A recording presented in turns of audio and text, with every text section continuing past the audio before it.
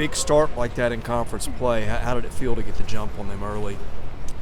Good. I mean, first ball obviously set a tone, and Chris set the tone too on the mound more than anything, but it was a pretty clean game for the most part in terms of the offensive approach. Certainly Chris's approach and presence on the mound, and the defense played behind him. I just think all the way around, when you play like that, you give yourself a shot, obviously.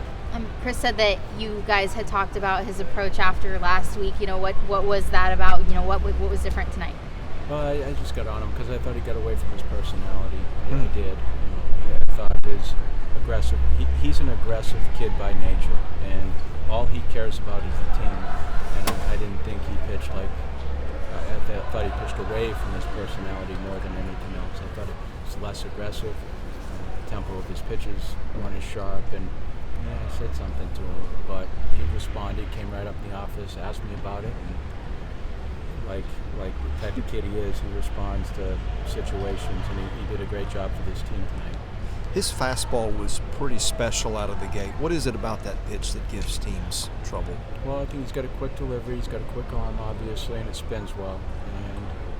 And I think he commands it well. He directs it to the glove. I mean, he's not one of those guys that he's a command pitcher. He's got good command of the fastball, and we saw it last year with Jack and those guys who command the fastball and get through it and throw through it. Chris, there's something to that ball. There's an extra gear to it when it gets up there. So I think that's part of it. You guys hit up and down the lineup all night. It seemed like everybody had good at bats. How satisfying was that to watch? Well, it was professional. The flights were the right height. We didn't come into this thing. And I know Bax and Shu spoke to him long about their approach against Miles tonight, but you got a wind blowing out, and oftentimes what can happen with a young kid is you can start to recruit a little bit and start to get underneath the ball. We never played underneath the ball tonight. We played through the ball, and I think that was the difference. They were very professional in their approach during BP, and I felt they maintained that focus throughout the game against a very good pitcher too. I mean, that's he's 92, 96, and the last guy that they threw had very quick arms, so it's not like we were doing that against guys that didn't have good stuff. The power has started to come from Enrique a little bit. Has that been consistent with what you guys see in practices and scrimmages and things? Yeah, well, I think he's stronger, and he's got a flat swing, so he can spin the ball pretty well, and I think when he hits through it, he's got a chance. Now, it was favorable tonight. I mean, not only will have to reel him back in because I think he understands who he is. He does, but at the same time, when you hit one, in the middle of the field, then that's a well-struck ball, regardless of what the conditions were. Tate Kolwick extended his hitting streak to 9 games tonight. What are you seeing from him at the plate? He's just steady. I mean, he's the same all the time. I mean, that kid is worth his weight in gold. I mean, the way he shows up to the ballpark on Monday through Monday is incredible. I mean, he's so positive. If baseball had full scholarships, you'd give him a full scholarship, and I mean that because there's so much he brings to the table from a baseball standpoint and just a personality standpoint. He's a unique individual. I want to ask you about what the SEC sent out this week, the umpire evaluation with TrackMan for conference games. Is that something that went through coaches at all? We talked about it during the meetings, but we'd been doing that a year ago, so we were providing information to the Paul Gilliott and just the office, just to help the umpires so that they can help themselves. I think it's a good thing. I mean, the whole process gets better. The game gets better. They want to know too, and they're competing as well, so it's good for them. So it's just more the league getting the data now than the teams providing the data? The league's getting the data. We provided it to them last year. I don't know really how it works, but I know they're just getting the information. So I just want to ask, do you think it changes the way the zone works, or is the zone more consistent? Is that the goal? Well, I think the goal for them, yeah. I think they just want to be as clean as they can. I think like us. They're just competing. They're just trying to provide the best service that they can to the guys, and by doing that, it helps everyone.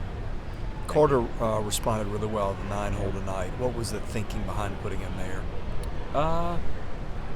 wasn't really. It was just, I guess, with Gavin and Vaz and Bolger, he just fell there. He's done that.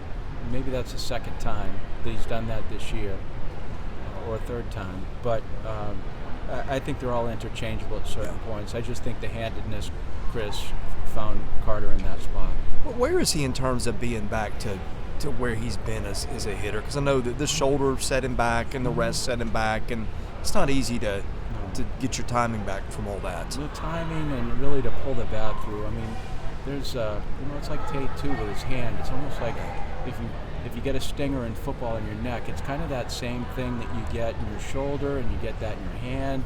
It's like you overexert yourself and your body's telling you don't do that. But I think they're both getting better with time, but particularly Carter, because I can see it, the stroke being more handsy. We're starting to see a little bit more out of Brett Hansen in spots after he didn't pitch a year ago. How happy are you with his progress and what's been the key for him there? He's worked hard. He just worked hard to get to this point. I mean, during, before break, I basically told him where he was on the staff, and he was well below. And he went home and he went to drive line. He did some things. I mean, that's a kid who didn't pitch for 2 years, and I think if you ask him, you can ask Brett this rather than me, but you ask him what he did. If he had to do that whole mission over again, he probably would have done it a little bit differently in terms of what he did maybe with his arm and body. And I'm sure he's telling Ben, his brother, that now. But he didn't. But what he's done is he's responded well to this situation, and I'm happy for him. But without getting too deep in the weeds, what are they allowed to do or not do on those things in terms of what you'd like them to do? Well, they just can't. There's not much.